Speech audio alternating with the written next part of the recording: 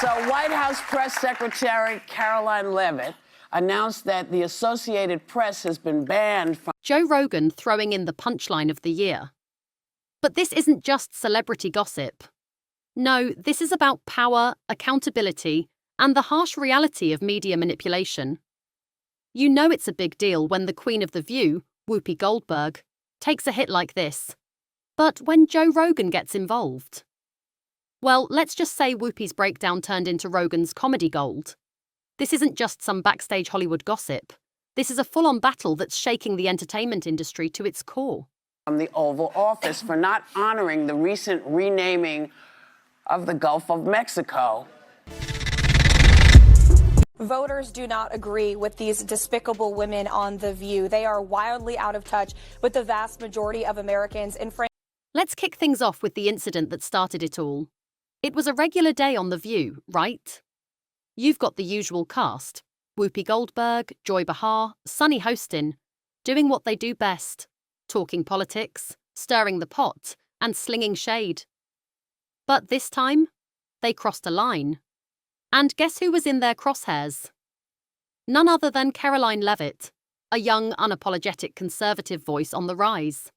It is a privilege to cover this White House. It's a privilege to be the White House press secretary. And nobody has the right to go into the Oval Office and ask the President of the United States. It started with a few jabs. Joy Behar threw shade at Caroline's political rise, mocking it as nothing more than a product of her appearance. But when Whoopi joined in, things went off the rails. She scoffed and claimed that Caroline's success was just a product of wokeness and white privilege. The room erupted in laughter, and the audience ate it up. But here's the thing. Caroline didn't bite back. She didn't react with anger or snarky tweets. She did something smarter. She played the long game. She basically said that they were going to give unqualified. God, how boring! Unqualified Can I get somebody there not The so Behind tedious? the Table podcast needs to apply for White House credentials. Oh, they'd love having Joy in that. Instead of engaging in petty social media arguments, Caroline did her homework. She combed through every clip, every quote, and every smug remark. And then she did something most people wouldn't dare to. She dropped a defamation lawsuit against Whoopi, Joy, Sunny, and even ABC itself. And not just any lawsuit. A whopping $800 million lawsuit that turned the entire situation into a legal firestorm. Now, we've all seen celebrities clap back with lawsuits before, but Caroline didn't just stop at a public apology or a social media post. She went full throttle. The lawsuit accused the View crew of character assassination and coordinated slander, all designed to crush conservative voices. And her legal team wasn't just throwing punches for fun. They were coming for blood. Yeah. I would like this young lady this is her first job, I would like her to do a little homework. Because she said something yesterday that really pissed me off. And that was, she said, there will be no wokeness here. Oh, yeah. Let me explain something to you. Because without that wokeness, you might not have that job. Yeah. Because women were not invited to that table.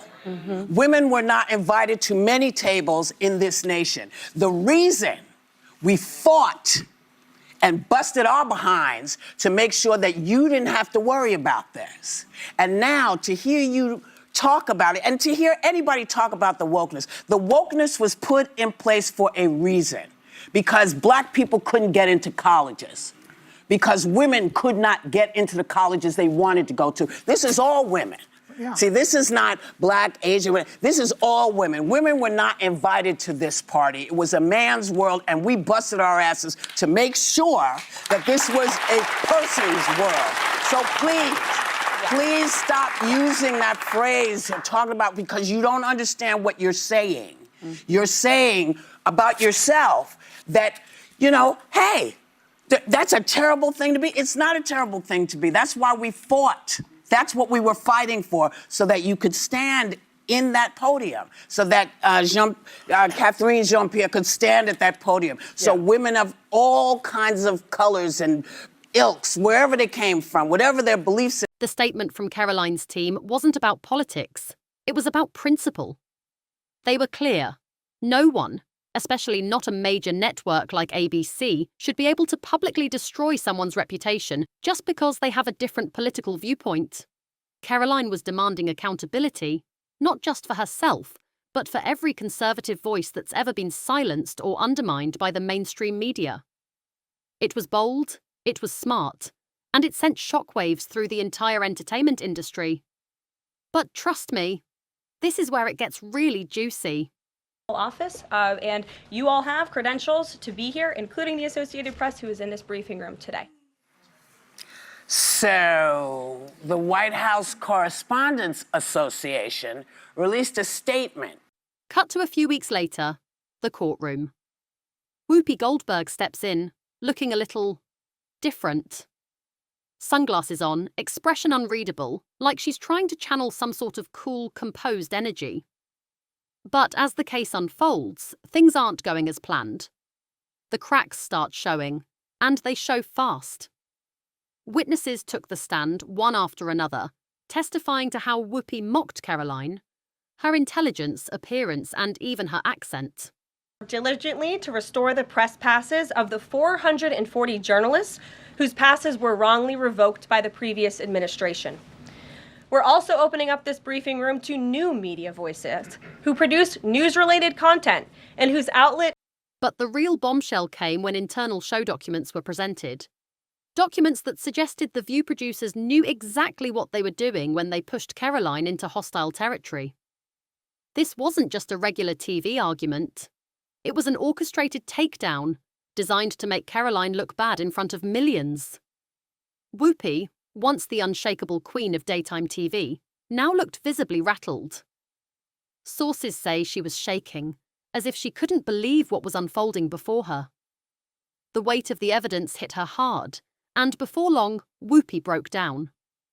Tears flowed, her voice cracked, and she apologized like her career depended on it. You know, when you're a certain age, you use words that you know from when you were a kid or you remember saying, and that's what I did today, and I shouldn't have.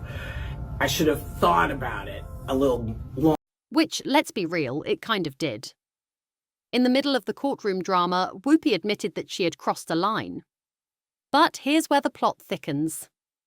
Now, I know you're all waiting for this one, Joe Rogan, the man who doesn't hold back on anything. And once he got wind of Whoopi's courtroom meltdown, he didn't just shake his head. He went nuclear. Rogan didn't care about Whoopi's tears or her apology. He wasn't having it. On a recent episode of the Joe Rogan Experience, he came in swinging hard, calling Whoopi's emotional breakdown nothing more than a performance. Joe's words? Brutal.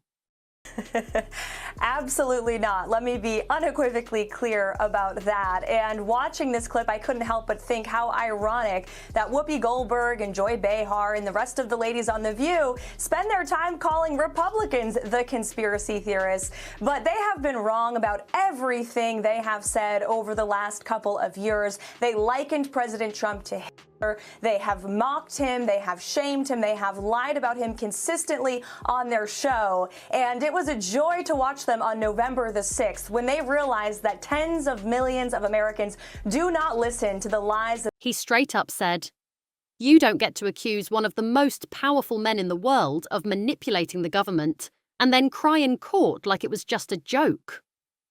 Ouch. This wasn't just a casual podcast rant. This was Joe Rogan putting the whole situation on blast for the world to hear. And the internet went crazy. Fans, critics, and even casual viewers all rushed to social media to share Rogan's words. Memes, tweets, TikToks, it was everywhere. But here's the thing. Joe Rogan wasn't just clapping back. He made a point that hit like a gut punch.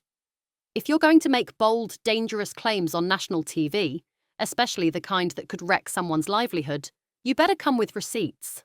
Of my mom, because they did what they did. They were who they were, and they... Whoopi didn't bring any of that. She came empty-handed. Now, the aftermath of this entire ordeal has been nothing short of a media nightmare for Whoopi. As we all know, Whoopi is a huge name in daytime TV, but now, she's radioactive. Sources have been saying that ABC executives are scrambling, trying to figure out how to handle the situation. Advertisers are quietly pulling out, ratings are slipping, and PR teams are silent. And with Caroline's legal victory looking like a real possibility, it's not just Whoopi's career at stake. The future of The View itself is hanging in the balance. But here's where things get really wild. The internet is turning on Whoopi. Fans who once defended her are slowly backing away. Her credibility? It's slipping fast, and there's even talk that Whoopi could be forced to step down from The View altogether if the lawsuit goes south. He's going to hunt you down. He's going to find out what's going on. And that's good. That's good for everybody. That's how you should be looking at this. Like, wow, we have a brilliant mind that is examining these really corrupt and goofy systems. The damage is already done, and no amount of crying in court is going to fix that. Joe Rogan's message was simple. This isn't cancel culture. This is consequence culture. And you know what? He's right. For too long, the media has gotten away with slinging accusations, making reckless claims, and spreading half-truths without facing any real consequences. But now, things are different. The tables have turned. Joe Rogan isn't playing the nice guy anymore, and Whoopi Goldberg is finding out the hard way that you can't just say whatever you want on TV without consequences. And that's what this whole story is about. Accountability. It's about a system where people can't just say whatever they want, destroy lives and ruin careers, and then walk away with a half-hearted apology. The era of unchecked media is over, and the spotlight is shining bright on Whoopi and the people behind the scenes who let this all happen. Certainly not the brightest person. And what she just said just doesn't make any sense. It's just like so silly to say. It's not a well thought out. It's like if you had an idea for a premise and it was totally baked and half baked and you went on stage with it. And this is like low information, blue no matter who, like older housewives who are mad at the world. That's the appeal that Whoopi Goldberg has. Does Whoopi have children? Now, here's where you come in. What do you think? Was Joe Rogan right to call out Whoopi like this, or did he go too far? Is Elon Musk's lawsuit the wake-up call mainstream media needed, or is it just an overreaction to a reckless rant? And should Whoopi face real, lasting consequences for the chaos she stirred on live TV without any proof to back it up? Drop your thoughts in the comments below. I want to hear what you think. No filter, no holds barred. Was Rogan right to tear Whoopi apart? Or was this whole situation just a little too much? Before you go, hit that like button, subscribe to keep up with the latest drama, and turn on notifications because this story is far from over. More court dates are on the horizon, and the consequences of this entire situation are only just beginning to hit. You don't want to miss the next chapter of this saga. Thanks for watching, stay sharp, stay tuned, and I'll see you in the next one.